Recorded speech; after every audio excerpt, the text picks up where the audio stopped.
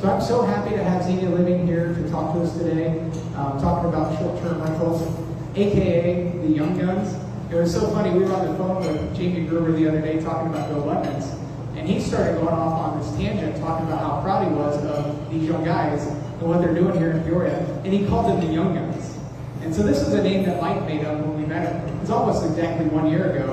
Right when you met him, he's like, "You're the Young Guns." And so it's stuck, and now people all the way up in Michigan are calling you guys that. So let's get the Young Guns, a big Midwest REI welcome. Come on up, guys.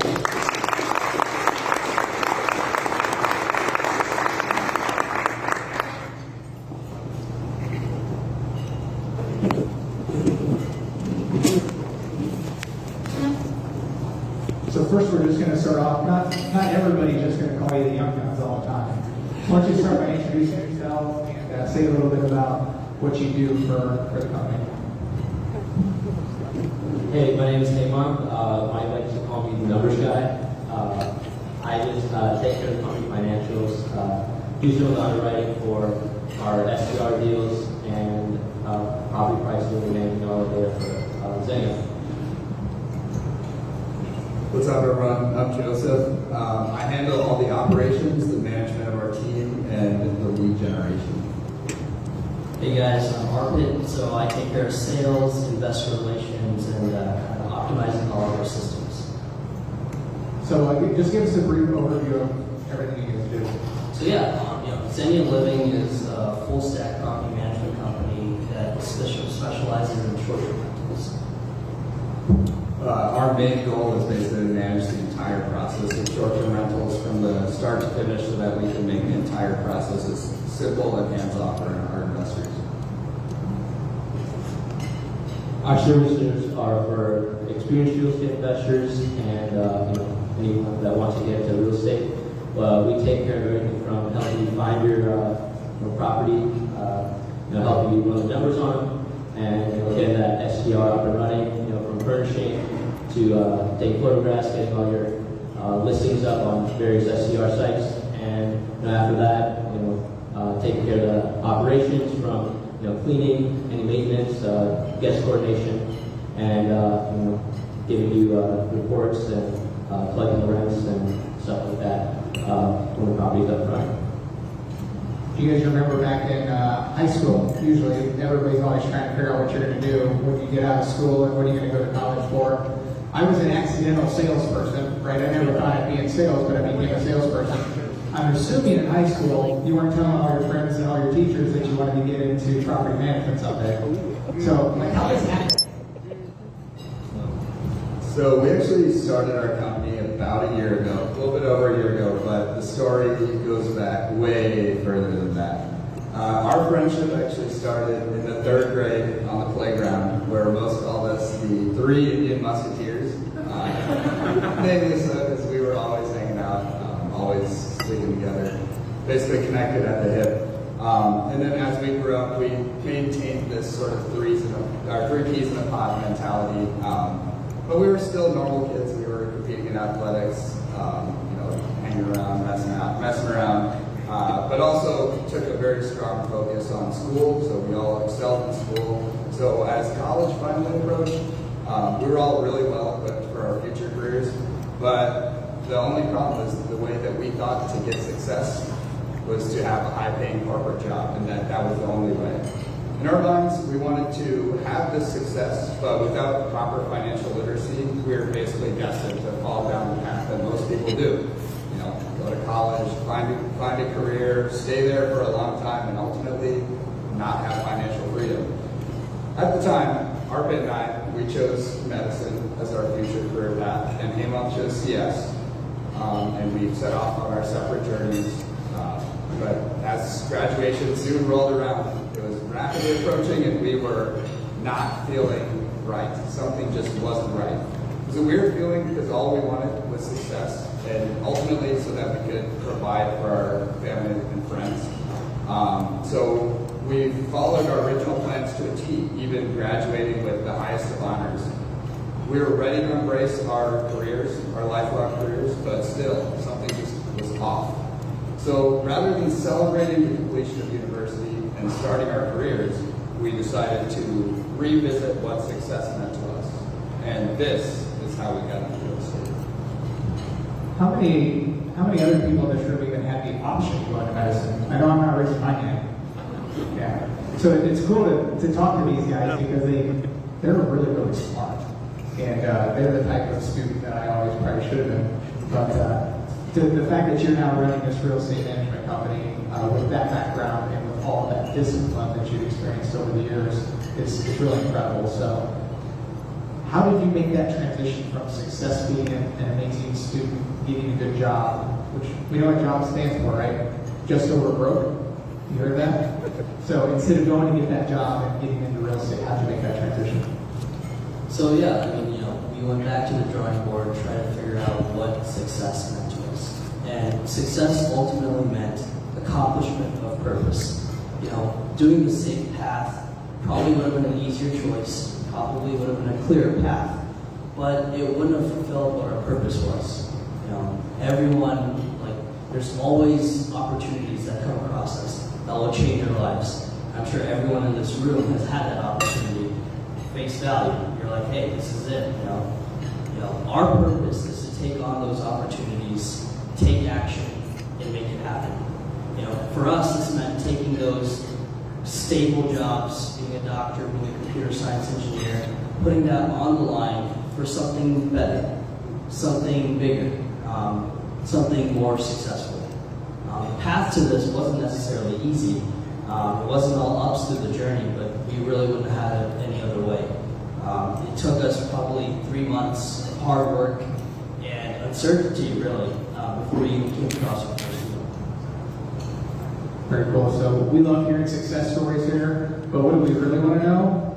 We want to see some numbers, and we want to know how to make this work for us as our own real estate investors, right? So if we can jump into your first deal, what we're going to talk about next, right? Yeah, so our first deal was actually not too far away from here. It was 500 square foot semi apartment here downtown Peoria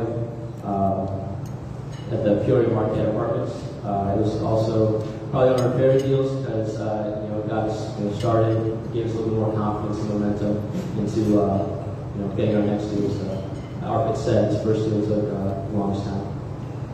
How did you find this one? How did it happen?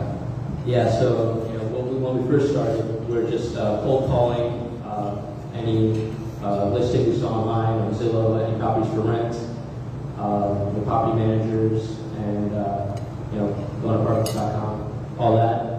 Probably around 50 phone calls till we finally called Drew Lehman Property Management, and he was nice enough to let us rent out one of his apartment units. Good job. That looks nice on the pictures. Yeah, You did it right there. So what did the numbers look like? Yeah, so this deal is something we like to call rental arbitrage, where we rent from a landlord, and we have an agreement that we can sublease to whoever we want to. And on this specific deal, the rent was $725 a month, which included Wi-Fi and water, and with all of our expenses like electricity, whatnot, it came out to about $800 expense, monthly expenses, and we're consistently pulling in about $1,750 a month in income. So about $900, $950 a month in cash flow. Yeah. So you signed a 1-year lease? And So we signed. I think we signed a 1-year lease. and you're fresh out of college. Yep. You're on your jobs. How'd you fund it? Well, we got together and took out. We're still broke college kids at the time. We're still pretty broke right now. But we managed to get $2,500 together and buy furniture. Got the place furnished. I had the hard task of managing these guys build all the furniture, and yeah. Hemanth doesn't do any of the building there. He's a good supervisor, though. So this was your first deal. What was the number one lesson, or what lessons did you learn from this? Yeah, mainly take action, keep find deals quicker. Just the deals are out there. Just have to really move quickly. Just take action with it. We like action. So short-term rentals versus long-term rentals. We've got a lot of long-term rental property managers here. Why make the switch? I'm glad you asked that. So we actually came across a picture that perfectly describes the difference between short-term rentals and long-term rentals, and I think it just really does a good job on the big difference between the two. Oh, God. I take offense to that. I don't know about anybody else. I am not that hunker on the right. All jokes aside, I think long-term rentals obviously have their place and still a very good way to build wealth and get cash flow. But I think every investor, whether you're super experienced or just getting started, should venture in short-term rentals, diversify your portfolio, and it's honestly really beginner friendly as well. But I want to go over just some numbers on actual STR deal that we did with Mike. This specific deal was a 2-bed, 1-bath, Peoria High, West Peoria. It really functioned more of a 1-bed for us when it comes to STRs because one of the bedrooms was quite small. We just kind of turned it office room. But we were pulling in about $1,900 a month, renting it out on Airbnb and to travel healthcare workers. And the expenses came out to be about $1,250 a month, which was our mortgage, property taxes, insurance, all expenses of short-term rentals would include like all the utilities and the 20% management fee. And that kind of resulted in about a 37% cash-on-cash ROI. And if we were to go the long-term route, someone would rent this out long-term. Zillow says you could probably pull in about $700 long-term rent, but I think rent's going up. $850 is more reasonable. And expenses again, which includes our mortgage, property taxes, and insurance costs, and a 10% management fee for long-term would result about $650, still giving us $200 in cash flow, which is about 16% ROI. So we can see the biggest benefit of short-term rentals is the increase price, increase cash flow and revenue, which is the goal, I guess, as real estate investors. Other benefits include, there's a lot less wear and tear on our properties as we're getting it cleaned in between every stay, and I guess better property, and we can increase your property values as we're pulling in more money. So when it comes time to selling, we can kind of show that generating more money, higher cash flowing asset, sell it for a higher value. Biggest drawback of short-term rentals is the extra time involved in managing it if you want to self-manage. But I think that outweighs the benefits. And if you want to automate it, service like ours can really have the same of work as if you were to go into a long-term rental. I'm going to sound like a stockbroker now. Past performance doesn't guarantee future results, right? But Mike and I have a house that these guys are managing for us. Is it $4,000 that you just got for us?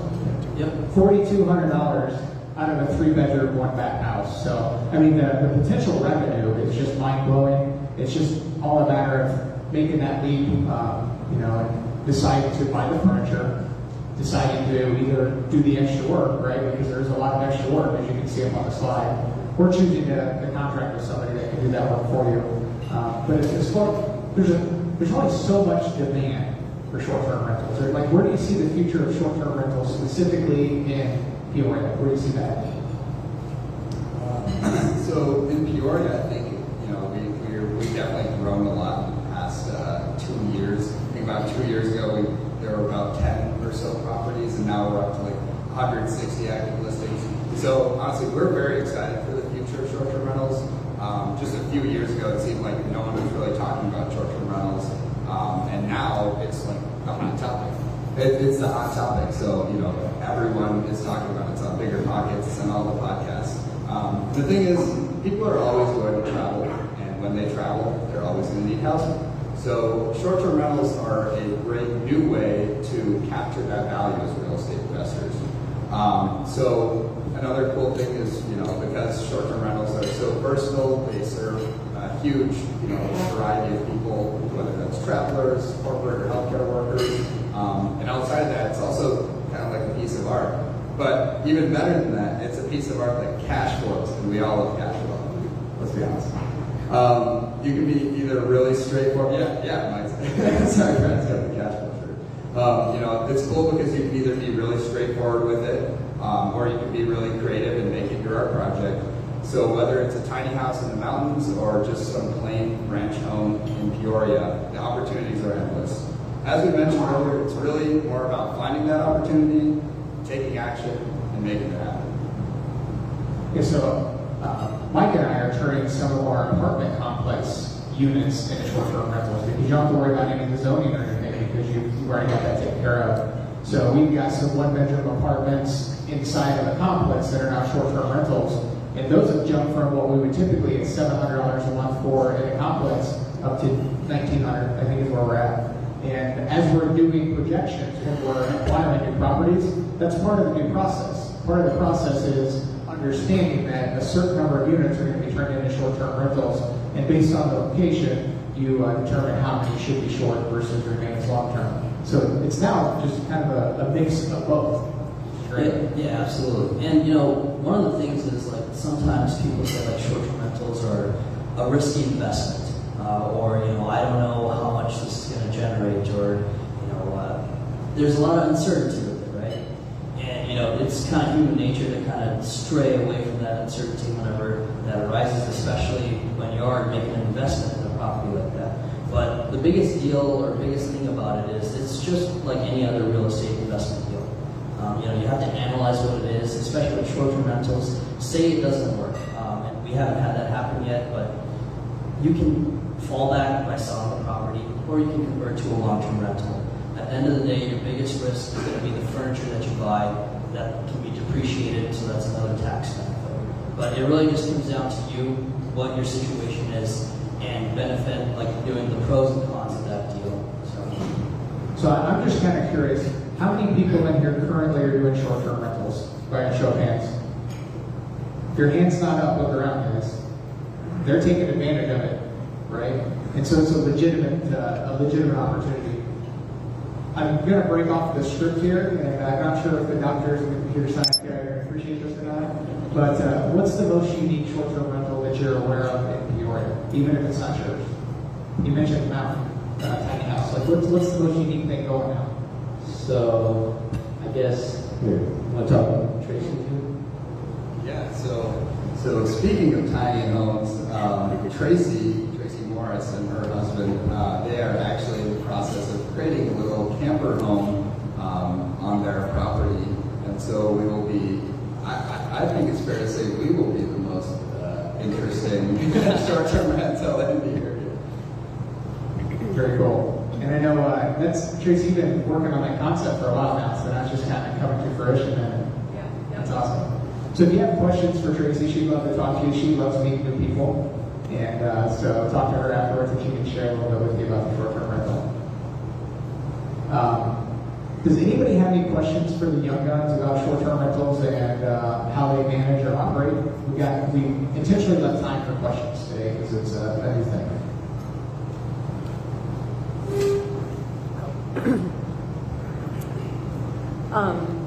I'd like to know the difference between single-family residences and like apartment style when it comes to short-term rentals, and I guess what you guys have seen. Sure. So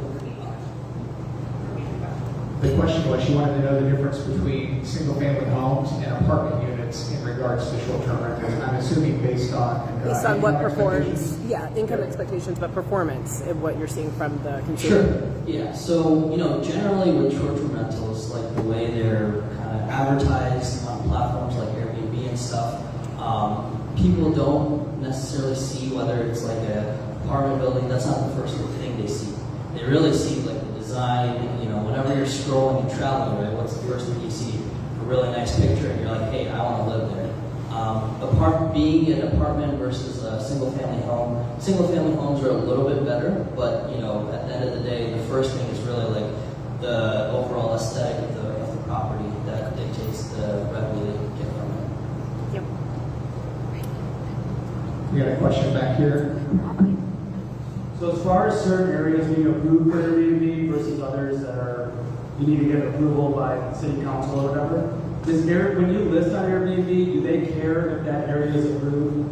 So if you're in, say, North Peoria where Airbnbs are, I guess, I don't know if they're allowed or not, that you just choose to list your house on Airbnb, do you need, other than neighbors complaining about people moving in and out or whatever, is there anything Airbnb restricts you from listing? No. But the city there was some uncertainty back a couple months ago, but now they've kind of they have a very drawn out process on where people can kind of apply for a short-term rental license, and it's step by step. It's a very easy form online that you can fill out, and usually the city is working with Airbnb to get some sort of taxes. City always wants to keep some money, but so right now that's just it's a very simple process online. You can register your property based on the zoning and whatnot. To go along with that, in regards to the city being part of the problem, the HOA is a bigger problem. So if you buy a house in a homeowners association that prohibits Airbnb, you're not going to win that battle. So it's very important as you're going through this process to buy a short-term rental and you're projecting this income, that you do your due diligence. Because you might be thinking that you're going to bring in $4,000 a month in this beautiful home, and all along the HOA voted 12 months ago that they were not allowed, and they will not be allowed. It'll get shut down. Two things. One, do you guys only work in Peoria, or do you guys go anywhere in the country? You're short-term rentals around the country. Currently, we're just in Peoria, Pekin, Peoria Heights, have it Elmwood, if you know Elmwood. Mainly in this area right now, we're wanting to expand and go to other markets as well. But if you have anything for us to look at, we're more than happy to. Okay. And then the second question is, how do you guys differentiate yourselves from a big established firm like Vacasa? What's different about you guys? You said Picasso? Vacasa? Picasso? Picasso. Sure. I think Vacasa is like a big travel site that people come on. We're a little bit more different because we work more with the investor, and it's more in our interest to kind of optimize the investors' profits, stuff like that. Vacasa more is geared towards the travelers, so they make it available for travelers to get on their site, book stuff, optimize it. But we're a little bit more personal with our investors that we work with.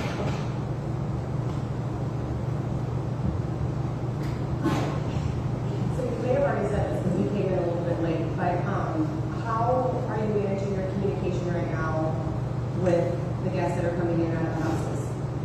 So we have a litany of automated messaging, but we also just recently took on some virtual assistants, so all of our messaging is fully automated now. Okay, so before you were automating and had the virtual assistants, at what point did it become excessive? To where you're like, oh my goodness, we need a virtual assistant.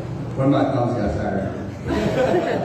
So was it just one of you that changed it, or were you guys kind of sharing that role, or? Yeah, so you can have people as team members and co-hosts, and so we had a little bit of back and forth like that, but generally we were trying to keep it on to one person so that communication flows in a proper stream. Yeah. And I'm sure that's different when you are married with children.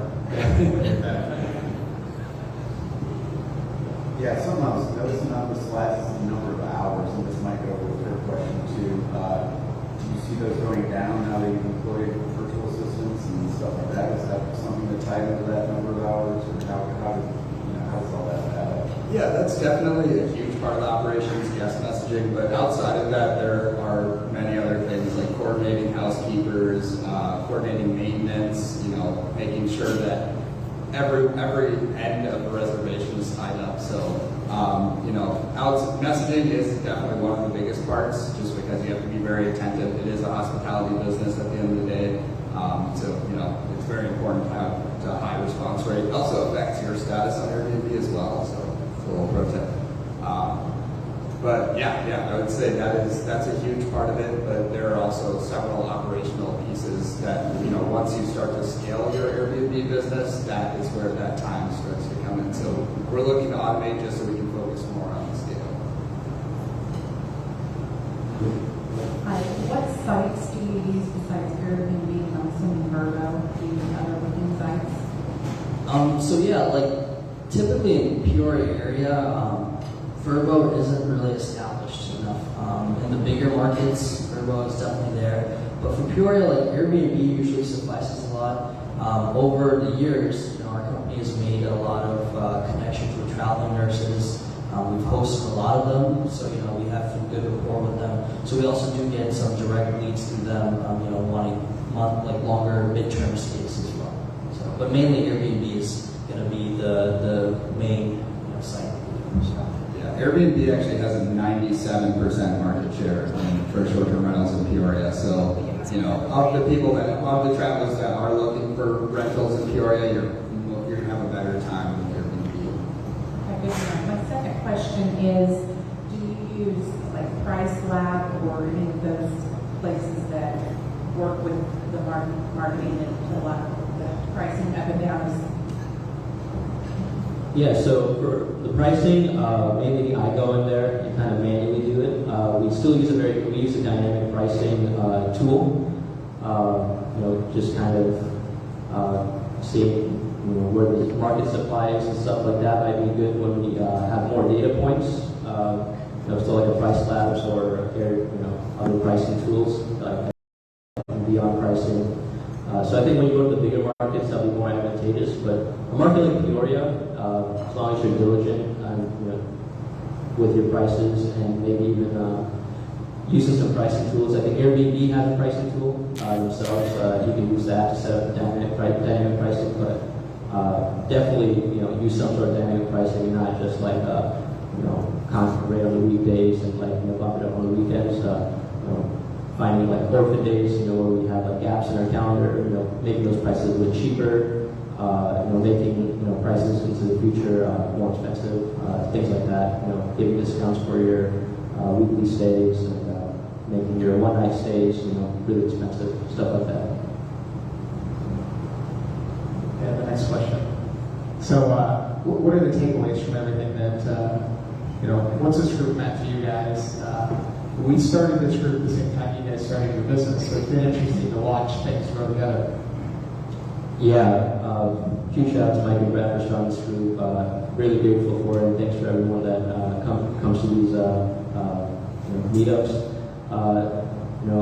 Helps our business out a lot just from all the connections we've made, from realtors to housekeepers to just maintenance and finding homeowners and investors that want to work with us, and just like-minded real estate investors, generous with their knowledge, and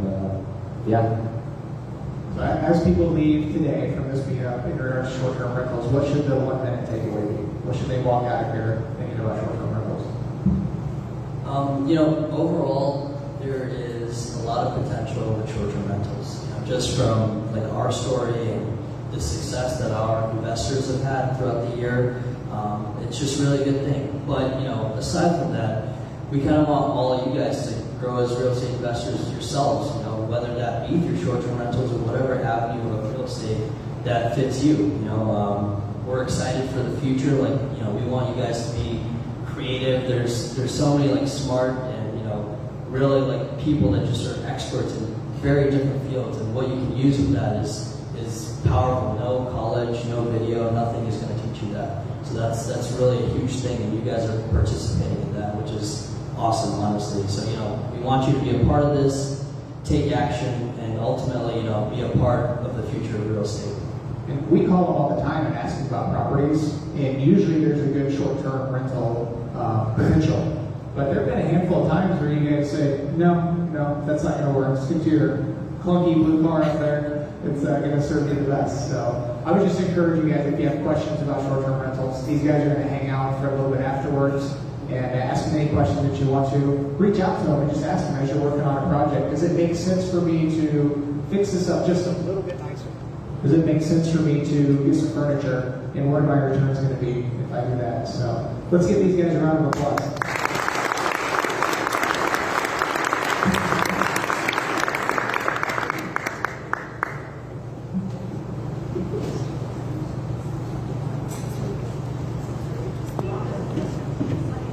I don't think I'm the only person that gets excited to see young people that are getting after it, right?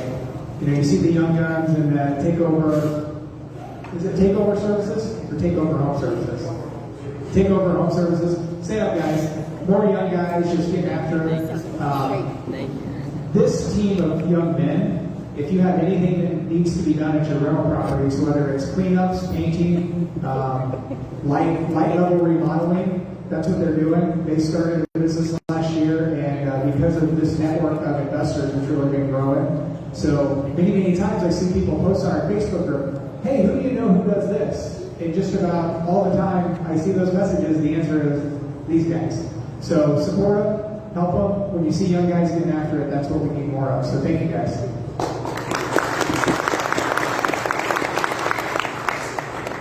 And I'm sure you learned something today from what the young guns had to talk about. You know, learning and continuing to strive to grow is the key. You're reading books, hanging out with people, networking with people, putting yourself in proximity with others who have done more than you, listening to podcasts, whatever those things are that you do to get better, to become a better real estate investor. We just like to push you, do more of it.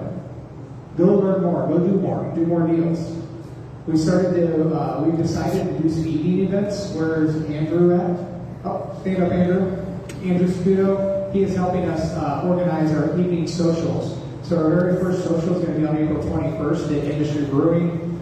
He'll be out there and he'll be scheduling those every month is what we're going to start doing, right? So once a month we'll have this Tuesday luncheon on the second Tuesday, and then we're also going to have evening socials as well. If you plan to go to the evening social at Industry Brewing on the 21st of this month, go to our Facebook group, and there's an event, and you can indicate that you plan to come there. That way Andrew can be prepared for everybody.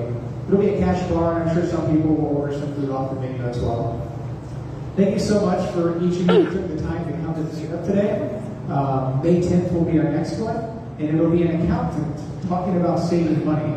Who gets excited about the idea of paying less taxes? Me. So Jim, Blake's waving his hand like crazy back there. Jim Eisenmaker from Martin Hood is who will be our speaker. We got connected with Jim because remember the Fairlawn Capital guys that came here from Champaign, the big syndicators? They have, I think, $400 million worth of assets under management. Just think about that for a little while. $400 million worth of real estate. So that's what they're working on, and he is their accountant. So we thought that he might be qualified. Mike and I are actually doing some work with him this year for our tax situations. But he'll be coming to speak. So bring your questions. I would say prepare a little bit before that meetup with questions that would affect your personal situation. And I'm sure he'll have a chance to answer some of those questions for you. You guys have one more page.